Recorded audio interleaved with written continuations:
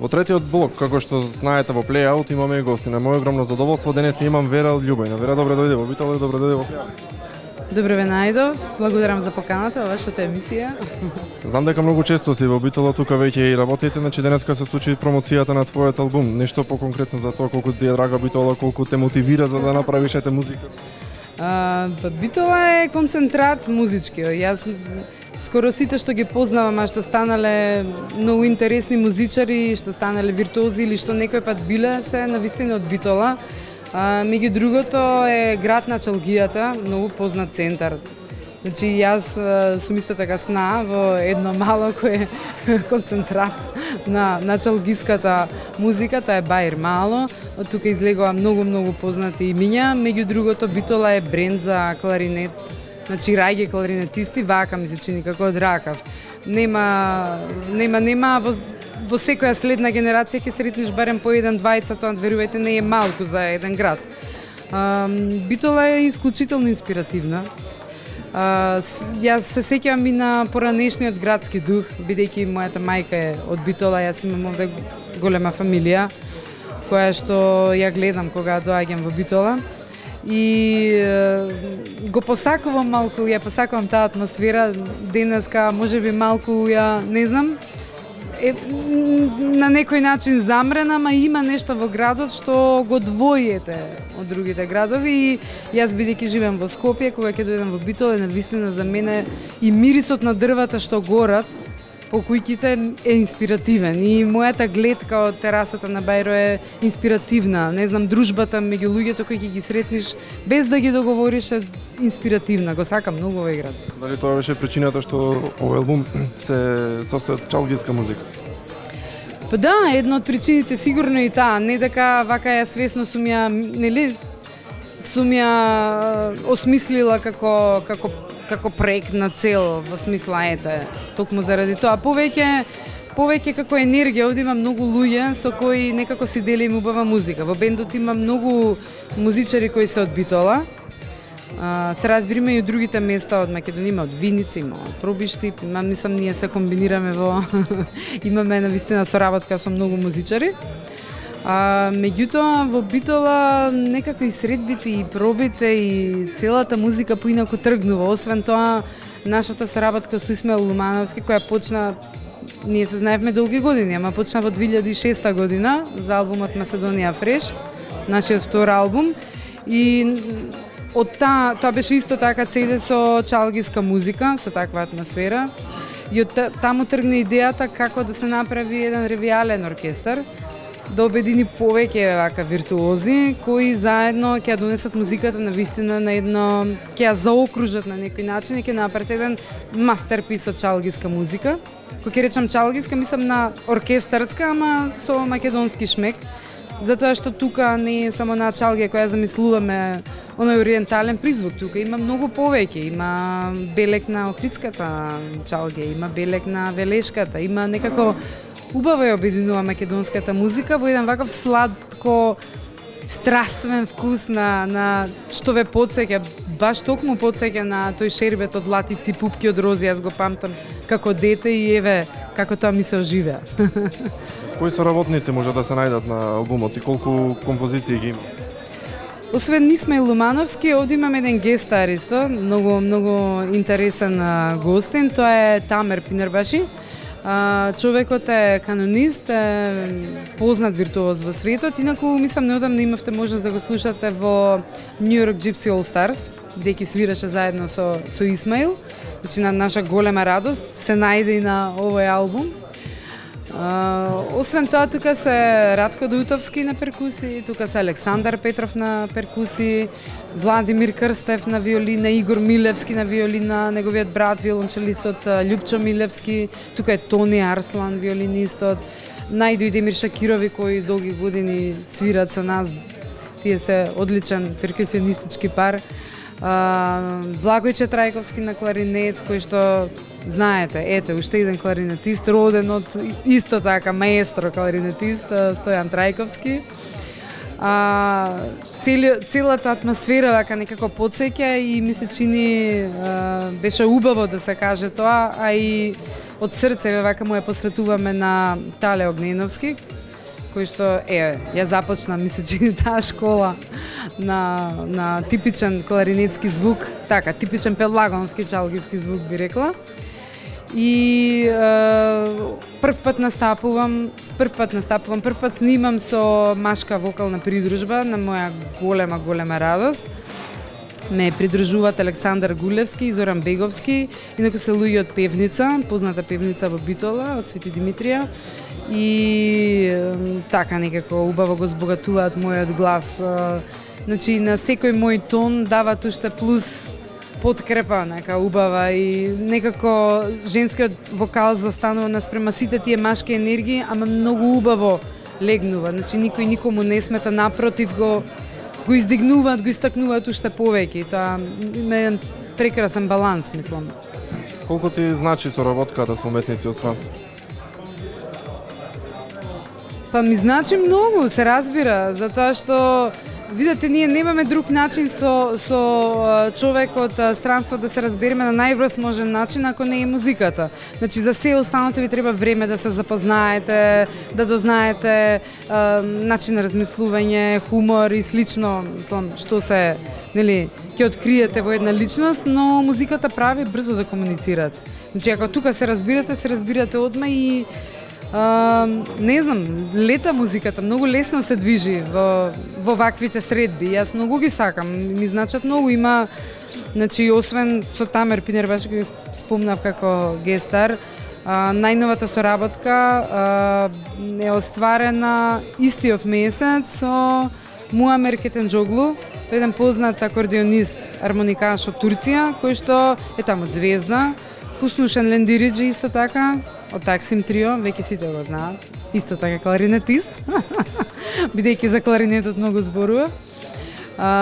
Потоа, ќе има уште едно име, тоа е една пејачка, се вика Гамзе, од Истанбул. Ќе видиме Гамзе Митраджи, би требало да снимиме еден дует. Не знам, има интересни имења со кои што, наскоро ќе излезе и друг албум и ќе докаже дека музиката обединува, ништо друго не обединува, затоа радува нели, тоа пријателство со тоа споделување со странци, условно речено. Во кои други градови ќе се има можност да се промовира овој албум? Дали ќе го има во Македонија и надвор од Македонија? Па во Македонија, за сега во Турција, но да се подготвуваме овој албум да потпишеме со странски лейбл, издавачки куќи, да преведам, со неколку странски издавачки куќи и планираме сакаме овој албум да се шири малку подалеку од Македонија. Наскоро ќе излези Brass Fantasy 2 и тој ќе има исто така верзија која ќе оди на турскиот пазар, така што ќе биде плодно, ми се чини. Сакам малце сега да позборуваме за твоето пеење. Значи тоа е некој си карактеристичен македонски стил на пеење. Значи нешто по-конкретно за тоа да не запознаш, па и стручно нека е. Ете колку различно пеам, а зборувам поинак. Од зборувањето. Добро, тоа е една посебна вокална техника на сосема отворен глас. Значи, тоа не е назално пеење, за сите што мислат дека е назално. Така звучи заради тоа што средните тонови се многу застапени, се многу доминантни, бидејќи кога ќе го отворите грлото, значи не е стегнато, ни еден мускул, кога ќе имате идеална контрола на образите, на устата, да не изгледа така, дека ги контролирате, значи буквално да ја дадете простор на музиката во вашата уста, и така најпластично кажано. Тој добива го опфаќа целиот простор, целиот диапазон, значи го опфаќа сите високи и средни тонови и затоа звучи како да е тоа назално. Затоа што сепак, нели, ја нарекуваме вокална техника, што значи мора да удира на непце, мора да удира на горниот дел на устната шуплина и доди на кај носот, односно на горниот дел од ждрелото. Ова е веќе супер стручно. Инаку карактеристично е тоа што во македонското пеење, барем порано, гласовите пеат многу високо. Исто така луѓето зборувале многу високо и погласно. Како проаѓало времето, нели поинтересно било да се зборува смирено, тоа веќе и градскиот начин на живот може би го налагал или влијанијата од ваму од таму, да се зборуваат посмирено, на пониски фреквенции или подамски, потивко и тоа подоцна се одразува, се разбери во музиката. Меѓутоа е многу интересен начин на пеење, затоа што кога го искомбинирате па со поинаква техника, денешна техника, во која е многу застапена, да речеме вибратото, тогаш се раѓа многу, не знам, се раѓа еден нов стил, кој може да го наречете класично македонско пеење, дури можете да го наречете популарна македонска музика. Мислам, звучи и современо и класично, пак од друга страна, не знам, мене лично ми е многу блиско и според мене во македонското пеење е многу карактеристична бојата, не украсите, не орнаментите. Значи тие се доаѓаат подоцна, значи тие се усовршуваат, тоа е веќе техника на вежбање, но бојата е нешто што е многу типично за секој пејач. И да ја добиете боја која ќе асоцира на македонска музика, значи ќе ве потсеќа на се што е македонско, од лупени пиперки до не знам гравче, ајде се лупени пиперки, гравче, има и поинтересни работи во Македонија, има специјалитети со печурки например.